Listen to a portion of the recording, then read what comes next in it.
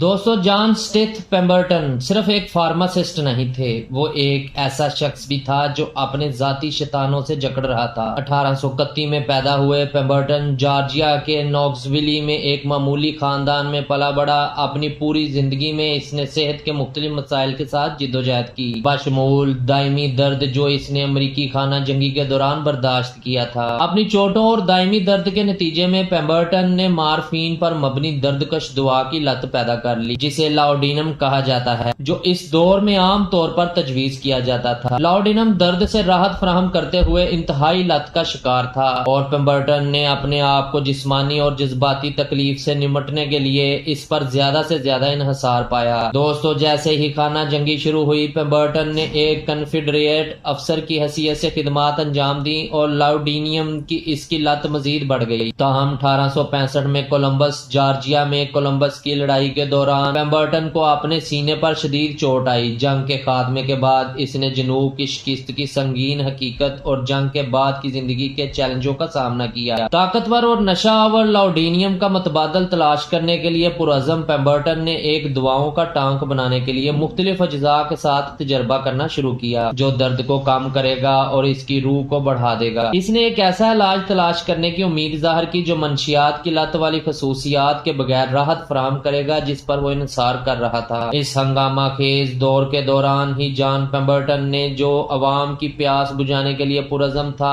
اپنی شاندار تخلیق سے ٹھوکر کھائی۔ ہاتھ میں ایک خفیہ نسخہ کے ساتھ اس نے 1886 میں اٹلانٹا کی ایک چھوٹی دواخانہ میں کولا گری دار میوے اور کوکا کے پتوں کا مرکب مسالے اور دیگر اجزاء کے ساتھ ملایا۔ جیسے ہی پیمبرٹن نے بلبلنگ مرکب کو ہلایا، اسے بہت کم معلوم تھا کہ اس کا حادثاتی طور پر پھیلنا تاریخ کے سب سے مشہور اور متنازع مشروبات میں سے ایک کا باعث بنے گا۔ کچھ کہتے ہیں کہ یہ ایک اناڑی اسسٹنٹ تھا جس نے شیشی پر دستخط دی، جبکہ دوسروں کا خیال ہے کہ قسمت نے فارماسسٹ کے ہاتھ کی رہنمائی میں مداخلت کی تھی۔ وجہ کچھ بھی ہو، ایک پراسرار سیاہ شربت چھلک کر کاربونیٹڈ پانی میں ضم ہو گیا تھا۔ پیمبرٹن کا تجسس بہتر ہو گیا اور اس نے اس ترکیب کو چکھنے کا فیصلہ کیا۔ پہلے گھونٹ نے اسے چونکا دیا اور اس کی ریڑھ کی ہڈی میں بجلی کی لہر دوڑ گئی۔ مٹھاس، مسالہ دار پن اور جوش و خروش کے امتزاج نے ایسا سنسنی پیدا کیا جیسے کہ کوئی اور نہیں اس نے کسی غیر معمولی چیز سے ٹھوکر کھائی تھی۔ پیمبرٹن کو فوری طور پر معلوم ہو گیا کہ اس نے سونا حاصل کر لیا ہے، لیکن اسے عوام کے لیے جاری کرنے سے پہلے ترکیب کو مکمل کرنے کی ضرورت تھی۔ متعدد آزمائشوں اور ذائقہ کے ٹیسٹوں کے بعد پیمبرٹن نے آخرکار ایک فارمولہ طے کر لیا جس کے بارے میں اسے یقین تھا کہ یہ یقینی طور پر کامیاب ثابت ہوگا۔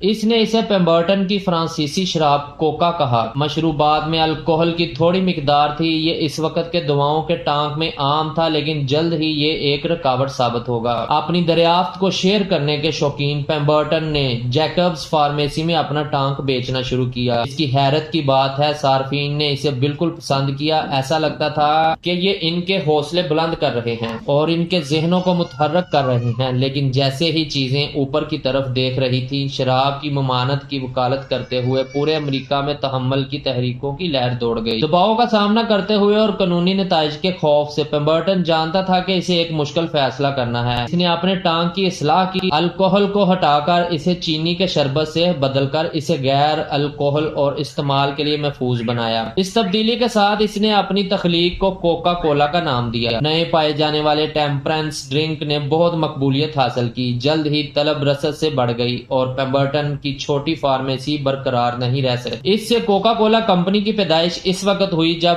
آسا کینڈلر نامی ایک تاجر نے 1888 میں فارمولے کے حقوق خریدے۔ کینڈلر کی رہنمائی میں کوکا کولا نے پورے امریکہ میں تیزی سے پھیلنا شروع کیا۔ کمپنی نے جدید مارکیٹنگ کی حکمت عملیوں کا استعمال کیا، بشمول مفت ڈرنک کوپن تقسیم کرنا اور کوکا کولا کے اشتہارات ہر جگہ لگانا، یہاں تک کہ وہ مشہور میگزینوں میں نمایاں جگہ حاصل کرنے میں کامیاب ہوئے، جس سے برانڈ کی شبیہ کو ہر عمر کے لیے ایک تاریخی اور لذت بخش مشروب کے طور پر تقویت ملی۔ تاہم کامیابی کے ساتھ چیلنجز بھی آئے اور کوکا کولا کو مختلف گروپس کی تنقید کا سامنا کرنا پڑا۔ کچھ نے الزام لگایا کہ اس میں شوگر کی مقدار زیادہ ہونے کی وجہ سے یہ غیر صحت بخش ہے، جبکہ دوسروں نے اس میں کیفین کی مقدار اور صحت پر اس کے ممکنہ اثرات کے بارے میں خدشات کا اظہار کیا۔ تنازعات کے باوجود کوکا کولا طوفانوں سے گزرنے میں کامیاب رہی، اپنے فارمولے اور مارکیٹنگ کو اپنا تسلط برقرار رکھنے کے لیے مسلسل اپناتی رہی۔ اصل جھٹکا تب لگا جب کوکا کولا بین الاقوامی سطح پر چلایا گیا۔ جیسا کہ اس نے امریکی سرحدوں سے باہر اپنی رسائی کو بڑھایا، اسے ثقافتی مزاحمت کا سامنا کرنا پڑا، خاص طور پر ان ممالک میں جہاں مشروبات کا ذائقہ ناواقف تھا۔ کوکا کولا کو برانڈ کے بنیادی جوہر کو برقرار رکھنے کو یقینی بناتے ہوئے متنوع تالوں کو پورا کرنے کے لیے اپنے فارمولے کو دوبارہ تبدیل کرنا پڑا۔ اس کے باوجود کوکا کولا کی استقامت اور جدید مارکیٹنگ مہمات نے بالآخر اسے اپنے مخالفین پر فتح دلائی۔ یہ ایک عالمی آئیکن بن گیا، سرحدوں اور ثقافتوں سے ماورا لوگوں کو تازگی اور خوشی کے جوڑتے جھنڈے تلے متحد کرتا ہے۔ اور اس طرح کوکا کولا کی کہانی حادثاتی ایجاد، چیلنجز اور حیران کن کامیابیوں کی ایک غیر معمولی کہانی بنی ہوئی ہے۔ آج مشہور، سرخ اور سفید لوگوں ایک سادہ پھر بھی پرجوش مشروب کی پائیدار طاقت کے ثبوت کے طور پر کھڑا ہے۔ اس نے دنیا کو طوفان میں لے لیا، تمام مشکلات کو ٹالتے ہوئے اور مشروبات کی صنعت کو ہمیشہ کے لیے نئی شکل دی۔ جان پیمبرٹن نے جو مشروبات تیار کیا وہ نہ صرف بے شمار لوگوں کے لیے خوشی اور تازگی لایا، بلکہ اسے امید کی کرن اور نشے کے ساتھ اپنی ذاتی جدوجہد پر قابو پانے کا ایک طریقہ بھی پیش کیا۔ قسمت کے ایک موڑ میں اس کی راحت کی جستجو نے ایک ایسی ثقافتی رجحان کو جنم دیا جو آج تک دنیا کو متاثر کر رہا ہے۔